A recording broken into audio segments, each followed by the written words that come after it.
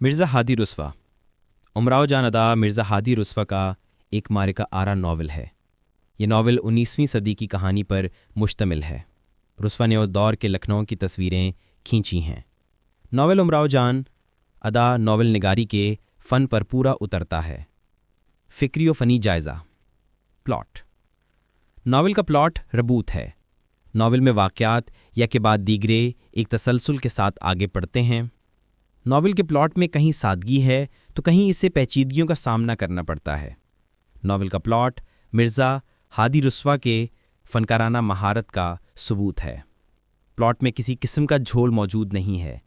Novel کی کہانی امراؤ جان ادا کی زندگی کے گرد گھومتی ہے۔ میری زندگی بھی ایک کہانی ہے جس کا ہر صفحہ آنسوؤں سے تر ہے۔ حقیقت نگاری۔ ناول امراؤ جان ادا حقیقت نگاری کی خوبی سے مالا مال ہے۔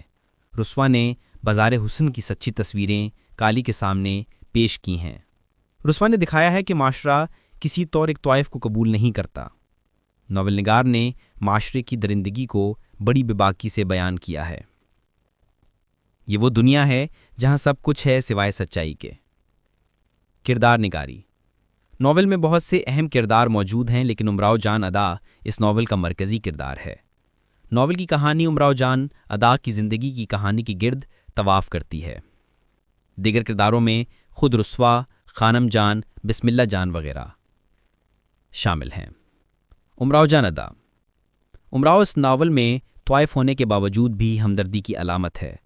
وہ ایک شریف گھرانے سے تعلق رکھتی تھی۔ بچپن میں اس کے باپ کے دشمن نے اسے خانم جان کے پاس بیچ ڈالا۔ خانم نے اس کی تعلیم و تربیت کی اور اسے طائف بنا دیا۔ وقت گزرتا گیا اور وہ اس کوٹھی کی زندگی کو ہمیشہ کے لیے چھوڑ گئی۔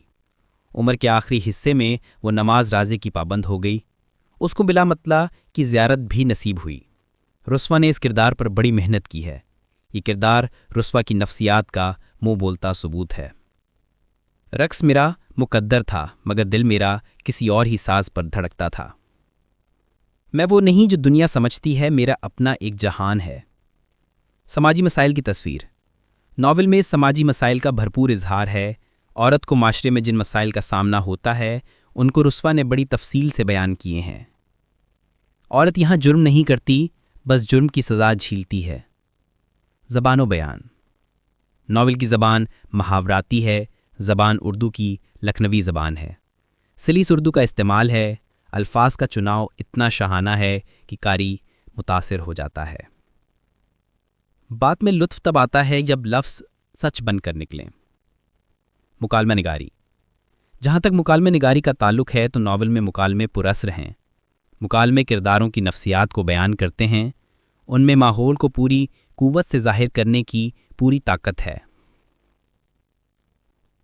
عمران نے ہنس کر کہا، رسوا صاحب آپ بھی عجیب آدمی ہیں۔ میرا نزدیک امراؤ جان ادا ایک لازوال ناول ہے۔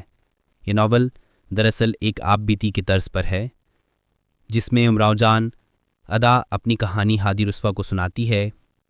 رسوا اس کہانی کو اپنے الفاظ کے حسن سے نکھار کر صفحے پر اتارتے جاتے ہیں۔